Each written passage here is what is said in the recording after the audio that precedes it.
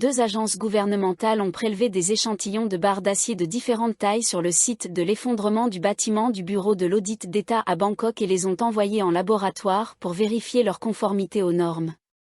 Des agents de la division de la science médico-légale de la police centrale et des responsables du département des travaux publics et de l'urbanisme ont conjointement collecté des échantillons aléatoires dans les zones A, B, C et D du site, situés dans le district de Chatuchak.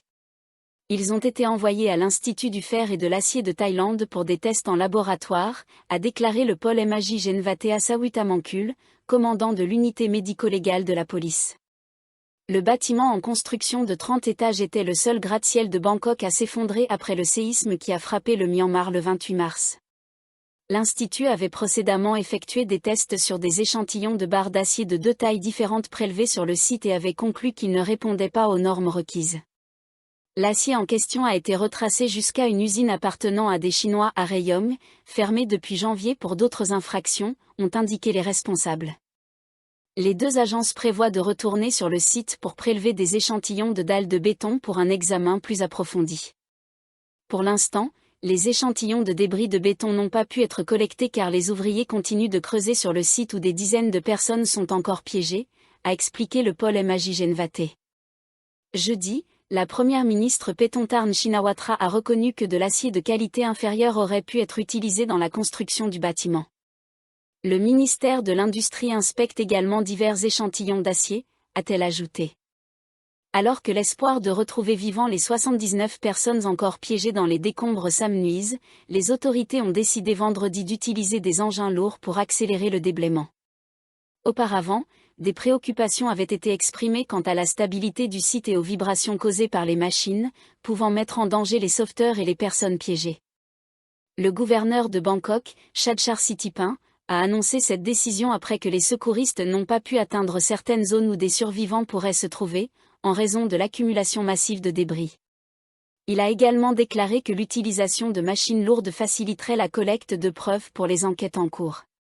Selon l'administration métropolitaine de Bangkok, 15 personnes, 8 hommes et 7 femmes ont été confirmées mortes suite à l'effondrement, et 9 survivants ont été secourus.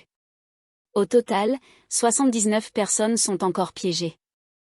Le gouvernement est appelé à faire appliquer les règlements de contrôle de l'alcool, par crainte que l'assouplissement de la loi ne conduise à des incidents plus graves, notamment pendant les célébrations de Songkran. Le séminaire intitulé « Zone de consommation élargie contre risques accrus pendant Songkran » a récemment été organisé par le Réseau de prévention de l'alcool, la Fondation pour la promotion des mouvements progressistes des femmes et des hommes, la Fondation du Réseau de synergie sociale, le Réseau de développement de la qualité de vie et le Réseau de promotion de la santé des jeunes. Lors du séminaire, Wisanus Ritawong, président de la Fondation du Réseau de synergie sociale, a exprimé son inquiétude quant au fait que la prochaine fête de Songkran entraînera une augmentation de la consommation d'alcool. Il craint que des activités telles que des concerts et des jeux d'eau, combinés à la politique assouplie, ne provoquent davantage d'incidents liés à l'alcool et de violence. Le groupe affirme qu'une enquête menée l'année dernière dans 20 provinces a révélé que 81% des personnes interrogées estimaient nécessaire d'interdire l'alcool pendant Songkran afin de réduire la criminalité violente.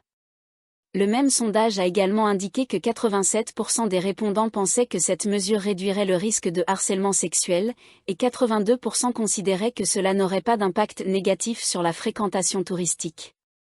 M. Wisanu a également suggéré de s'inspirer des pratiques adoptées lors de la célébration de l'année dernière sur Silom Road, où des voies spéciales ont été réservées aux véhicules d'urgence et où les opérateurs privés impliqués étaient tenus responsables des incidents liés à l'alcool.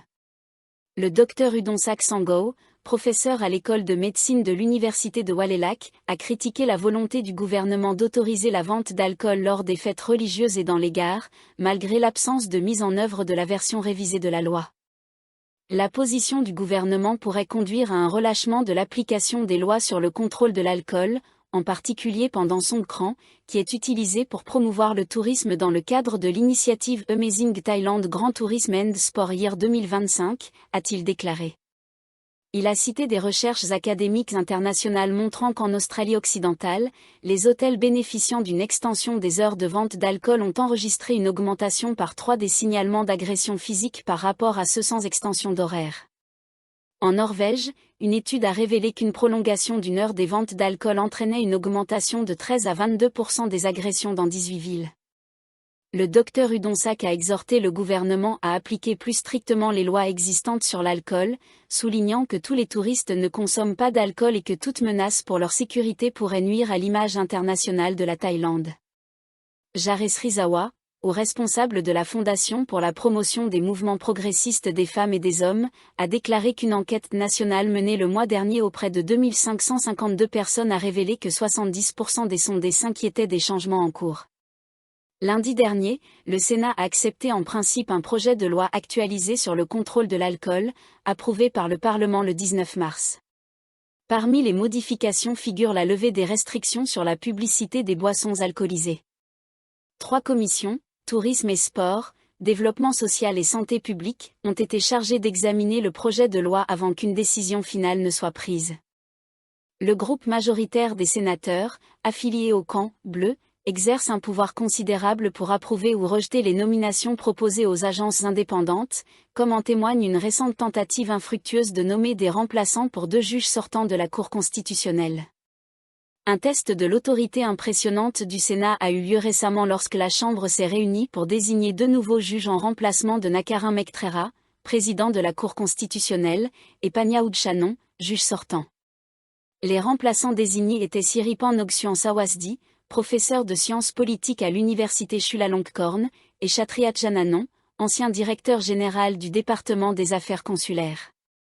Les 2 candidats avaient brillamment passé le processus de sélection mené par un comité ad hoc dirigé par Shanakarn Deravesh Polkul, président de la Cour suprême, accompagné du président de la Chambre Wan Muhammad Noor Mata et du chef de l'opposition Natafon Ruang Panyawut. Malgré les attentes favorables, des signes inquiétants ont émergé dès le début de la réunion du Sénat, qui a rapidement pris une tournure dramatique.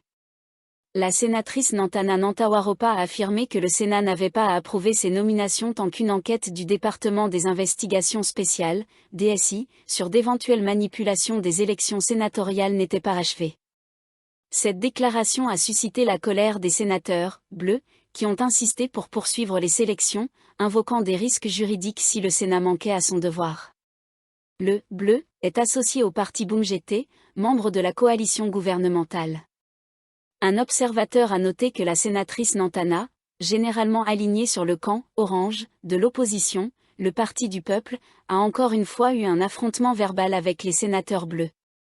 La réunion a été marquée par des échanges houleux, notamment lorsque le sénateur Bounchang Nualse a répliqué que les allégations du DSI n'avaient pas encore été prouvées devant un tribunal, rappelant que le Sénat devait remplir ses fonctions législatives. Le sénateur Witishar Kaleyanamitre, secrétaire du groupe parlementaire du Sénat, a souligné qu'aucune injonction ne suspendait le Sénat et que les nominations étaient conformes aux règles constitutionnelles. Le débat s'est ensuite orienté vers les qualifications des 2 candidats, avec plusieurs sénateurs, notamment Ankana Nelapeji, Ratchanekorn Tontip et le Dr Premsak Piayura, exprimant leur satisfaction à leur égard. Finalement, la session s'est poursuivie à huis clos pour aborder les questions sensibles liées aux qualifications des candidats. Mais lors du vote final, les 2 prétendants n'ont pas réussi à obtenir l'approbation.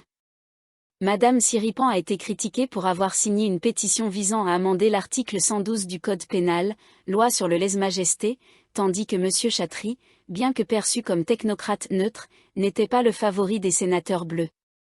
Projet de loi sur les casinos, un changement d'attitude ?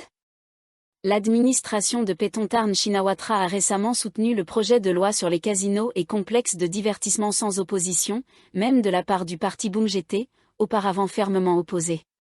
En août dernier, Sheshanok Shitchob, secrétaire général de Bumjete, avait dénoncé ce projet, invoquant 4 préoccupations: l'incapacité à résoudre le problème des jeux illégaux, l'absence de bénéfices clairs pour l'État, des doutes sur l'impact touristique et le manque de garanties pour l'emploi local.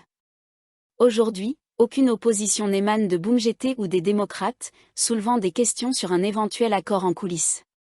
Pariwa Charazindu, député du Parti du peuple, a exprimé ses inquiétudes, notant que l'opinion publique est de plus en plus méfiante à l'égard de ce projet. Olarn Timbantio, professeur de sciences politiques à l'université de Burafa, estime que l'initiative semble être davantage un calcul politique qu'un réel engagement, la période étant propice après le succès de la motion de confiance. Le projet de loi prévoit que les parieurs thaïlandais paient des frais de 5 000 bahts et prouve qu'ils possèdent au moins 50 millions de bahts en banque pour entrer dans un casino. Cependant, les détails peuvent encore évoluer lors de l'examen parlementaire. Thanaporn Sriyakul, directeur de l'Institut d'analyse politique et de politique publique, estime que le projet de transformer Buriram en complexe de divertissement pourrait se concrétiser facilement, compte tenu de l'infrastructure sportive déjà en place. Madame Paetongtarn est attendue à Buriram la semaine prochaine, ce qui alimente les spéculations sur un accord conclu entre les parties.